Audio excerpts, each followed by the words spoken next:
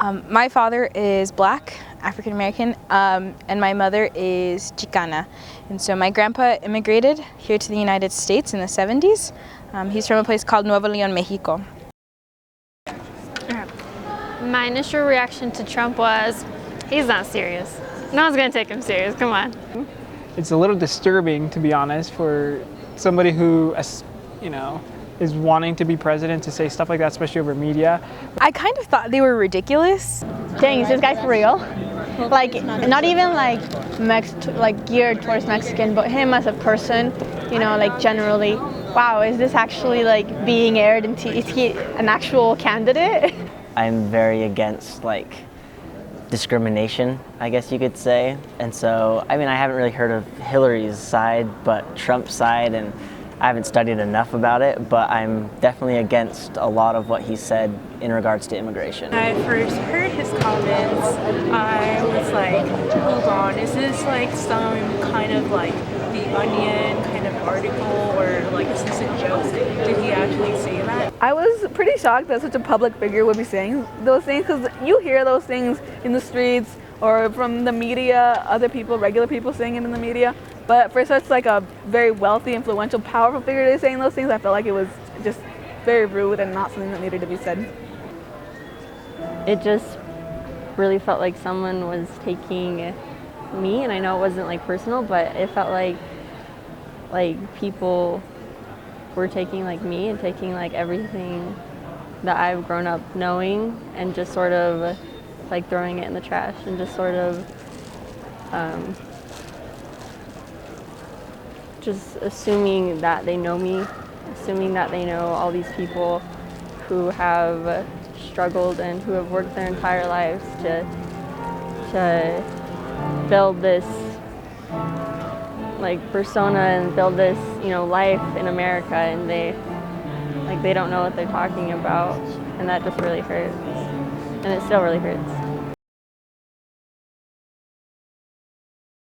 I think that his actions basically demonstrate that it's allowable to say things like that about other people and just kind of generalize them. And that's not okay, because essentially the Hispanic people are not just, or the Mexican people are not just rapists or criminals, but just as Americans, there are a wide variety of them. There are good, there are bad. I feel like in communities where there are a lot of Hispanics and people, even like people who aren't Hispanic, they know exactly what Hispanics are like. They know we're good people. We're just like anyone else. We're just immigrants or the children of immigrants. But I feel like in other places where it's a really non-Hispanic society, I feel like they're going to get really bad perceptions of us, or they have gotten really bad perceptions of us, like because their information of us comes from this racist white guy who tells these lies about us, you know, who doesn't really know what we're like or what we do. And so I feel like that's been a pretty negative aspect of this whole thing, because when your only source of information about a certain people is wrong information, it's going to give you a pretty bad perception of them.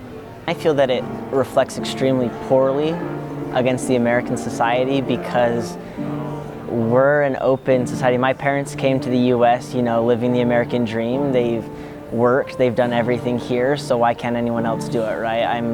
I think that Trump, he's very against letting other people dream and kind of fulfill that. I think it perpetuates the stigma and the general like initial thought of, oh, you're Hispanic, right? Oh, then you must be like this, you know, you must be like that. And I just think, wow, like this really speaks about like in 2016, we're still talking about like races like that. I feel his use of language, and by use of language I mean just how he used very like insulting and harmful words towards Hispanics, makes it look like it's okay to do that. So I feel like he just kind of fueled the fire of stereotype and as a result prejudice. So I think it's not helping at all. I mean, I lived in 3 different states. I lived in Utah, Texas, and then California. In California, you know, it's tons of Latinos. Utah, not as many, and then Texas, it's pretty even. But in certain states, I have felt like there's a sense of like Latino means, you know, disorganized, like disorder, theft, whatever, crime. And I felt like with somebody, you know, who everyone knows, right? Trump, not only is he a presidential candidate, but he's also had his own show. You know, he's well known in the public eye. I feel like that has increased that type of stigma for the Latino population, especially Mexicans. Actually, it's sort of been good in the fact that it has brought us together. You know, it's really, like, this sort of sounds bad, but like, it's true that like people really bond when they have a common hatred, you know, a common thing to fight against. It has made us more proud of who we are and just what we need to do.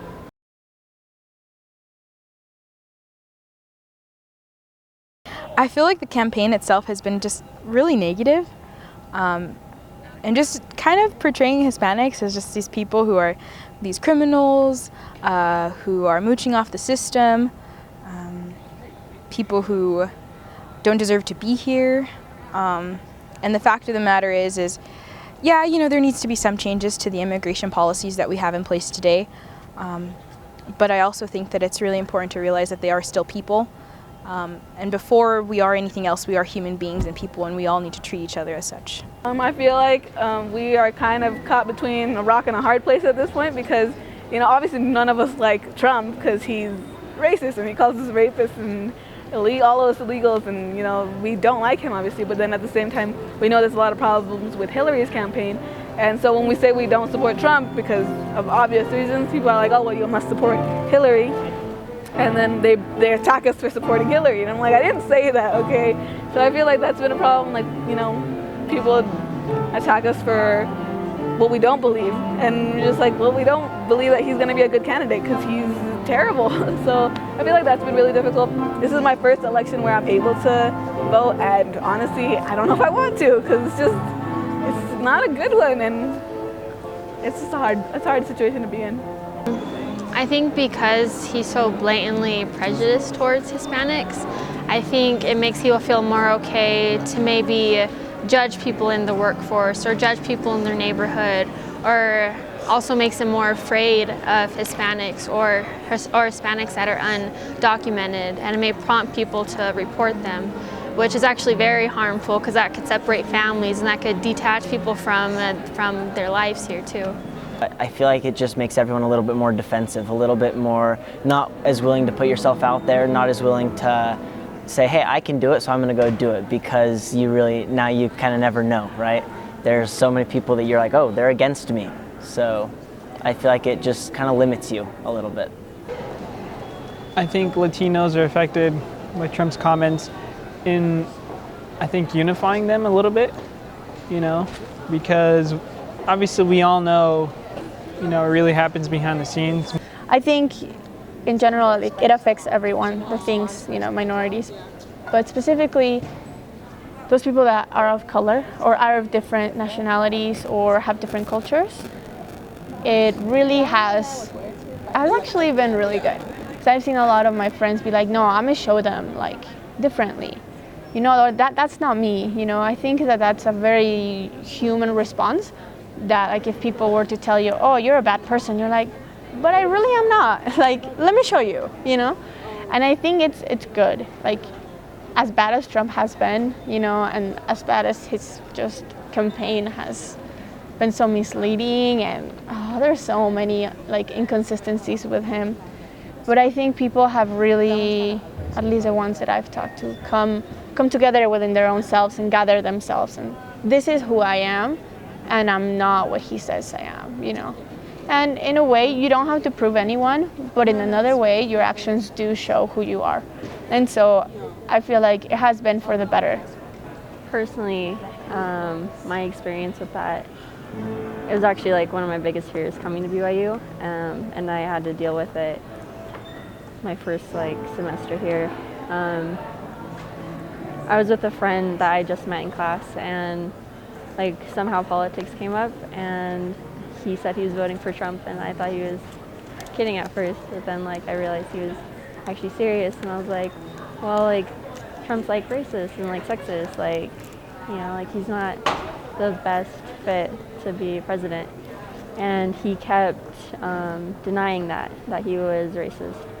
And he said, like, give me actual proof, like, you know, that he's racist. So I showed him the infamous, like, speech about, like, Mexicans are rapists and bringing drugs. And I showed it to him, and he said, That's true. well, he's not wrong.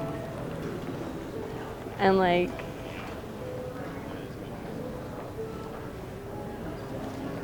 I know it's not personal, but, like, it felt personal. And so, just knowing all the people knowing people who have come here and who've been working their entire life to have their right to be in this country, and for him to just sort of set that aside and to stereotype them really hurt. And this campaign has just been really evil, and I just want it to be over. I think the part that most got under my skin was the part where he says, and some I assume are good people. And the reason I have a problem with that statement is because I thought it displayed his lack of knowledge and education about who the Latino or the Mexican population of the United States is. And to me that was hurtful because I felt that he didn't understand the value of their culture and therefore did not understand the value of me as an American citizen.